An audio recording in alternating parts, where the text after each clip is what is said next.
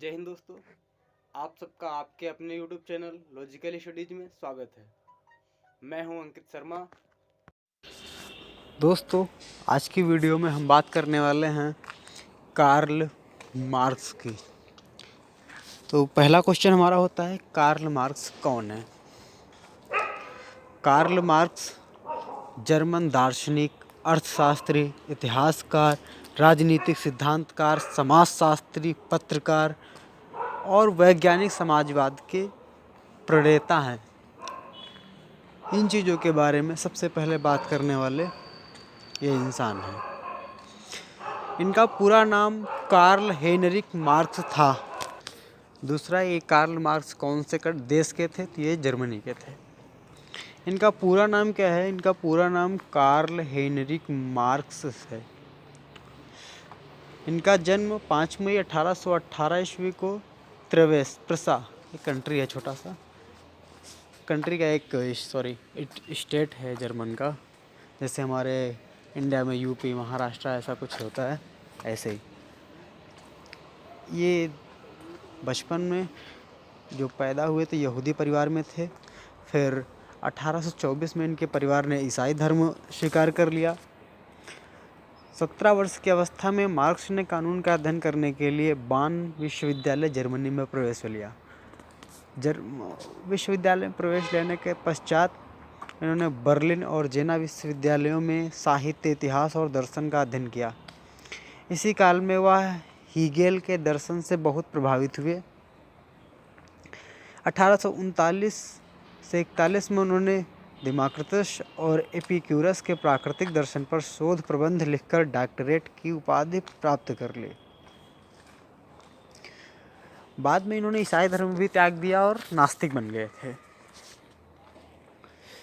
शिक्षा प्राप्त करने के पश्चात 1842 में मार्क्स ने कोलोन में प्रकाशित राइन समाचार पत्र में पहले लेखक, उसके बाद संपादक के रूप में सम्मिलित हुए। किंतु सर्वहारा क्रांति के विचारों के प्रतिपादन और प्रसारण करने के कारण 15 महीने बाद ही 1843 में उस पत्र का प्रकाशन बंद करवा दिया गया। मार्क्स पेरिस चले गए। वहाँ उन्होंने हुस फ्रांजोसिस जारबूसर पत्र में हीगेल के नैतिक दर्शन पर अनेक लेख लिखे। 1845 में वह फ्रांस से निष्कासित होकर ब्रुसेल्स से चले गए। वहाँ उन्होंने जर्मनी के मजदूर संगठन और कम्युनिस्ट लीग के निर्माण में सक्रिय योग दिया। अपना सारे एफर्ट उसमें उन्होंने किए। 1847 में फिर एंजल्स के साथ अंतर्राष्ट्रीय समाजवाद का प्रथम घोषणा पत्र, जिसको हम कम्युनिस्ट मैनिफेस्टो कहते हैं, उसको प्रकाशित किया। मतलब कम्युनिस्ट मैनिफेस्टो कब प्रकाशित हुआ? तो हम कह सकते हैं 1847 में। 1848 में मार्क्स ने पुनः कोलोन में नेवे राइनिसे जीतुंग का संपादन प्रारंभ किया और उसके माध्यम से जर्मनी को समाजवादी क्रांति का संदेश देना आरंभ किया। 1849 में इसी अपराध में वह प्रसा, जहाँ पे उनका जन्म हुआ था, वहाँ से फिर से निष्कासित किए गए। वह पेरिस होते हुए लंदन चले गए और जीवन पर्यंत वहीं पर रहे। लंदन में उन्होंने कम्युनिस्ट लीग की स्थापना का प्रयास किया, किंतु उसमें फूट पड़ गई। अंत में मार्क्स को उसे भंग कर देना पड़ा। जो उनका था नेवे राइसिंग जीतुंग भी केवल 6 अंकों में निकलकर बंद हो गया। 1859 में मार्क्स ने अपने अर्थशास्त्रीय अध्ययन के निष्कर्ष जुर क्रिटिक दर पॉलिटिशियन इकोनॉमी नामक पुस्तक में प्रकाशित किए। यह पुस्तक मार्क्स की उस बृहत्तर योजना का एक भाग थी जो उन्होंने संपूर्ण राजनीतिक अर्थशास्त्र पर लिखने के लिए बनाई थी। किंतु कुछ ही दिनों में उनको लगा कि उपलब्ध सामग्री उसकी योजना में पूर्ण रूपेण सहायक नहीं हो सकती। अतः उन्होंने अपनी योजना में परिवर्तन करके नए सिरे से लिखना आरंभ किया।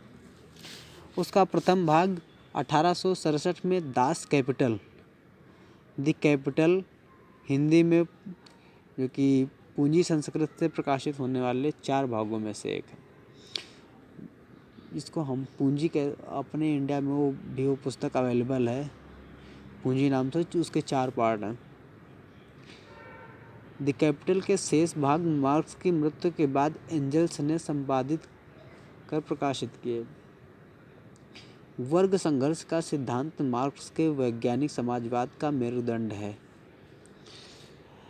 इसका विस्तार करते हुए उन्होंने इतिहास की भौतिकवादी व्याख्या और बेसी मूल्य, जिसको सरप्लस वैल्यू के सिद्धांत की स्थापना की। मार्क्स के सारे आर्थिक और राजनीतिक निष्कर्ष इन्हीं स्थापनाओं पर आधारित हैं। 1864 में लंदन में अंतर्राष्ट्रीय मजदूर संघ की स्थापना में मार्क्स ने बहुत महत्वपूर्ण भूमिका निभाई। संघ की सभी घोषणाएं, नीति और कार्यक्रम मार्क्स के द्वारा ही तैयार किए जाते थे। कोई 1 वर्ष तक संघ का कार्य सुचारू रूप से चलता रहा, किंतु बाकुनिन के अराजकतावादी आंदोलन, फ्रांसीसी जर्मन युद्ध और पेरिस कम्यून के चलते अंतर्राष्ट्रीय मजदूर संघ भंग हो गया, किंतु उनकी प्रवृत्ति और चेतना अनेक देशों में समाजवादी और श्रमिक पार्टियों के अस्तित्व के कारण कायम रही। अंतर्राष्ट्रीय मजदूर संघ भंग हो जाने पर मार्क्स ने पुनः लेखनी उठाई, किंतु निरंतर अस्वस्थता के चलते उनके शोध कार्यों में अनेक बाधाएं आई। मार्च 14, 1883 को ये तूफान हमेशा के लिए शांत हो गया। मतलब मार्क्स का इंतकाल हो गया 14 मार्च 1883 को।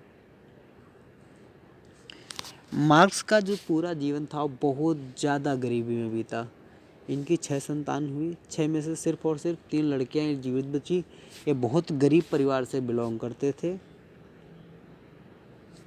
और बाकी जो इनके शोध हैं और जो इनकी किताबें हैं, इनका जो मार्क्सवाद है, पूंजीवाद, जो भी इन्होंने अपने सिद्धांत दिए हैं, इनको मैं अपनी अगली वीडियो में डिफाइन करूँगा। इस वीडियो में बस मैं जाते जाते बस एक बात ही कह जाऊँगा इस वीडियो में कि मार्क्स ने अपने जीवन में एक भी गोली नहीं चलाई, किंतु इनके विचारों ने दुनिया में परमाणु बम तक फुड़वा दिए।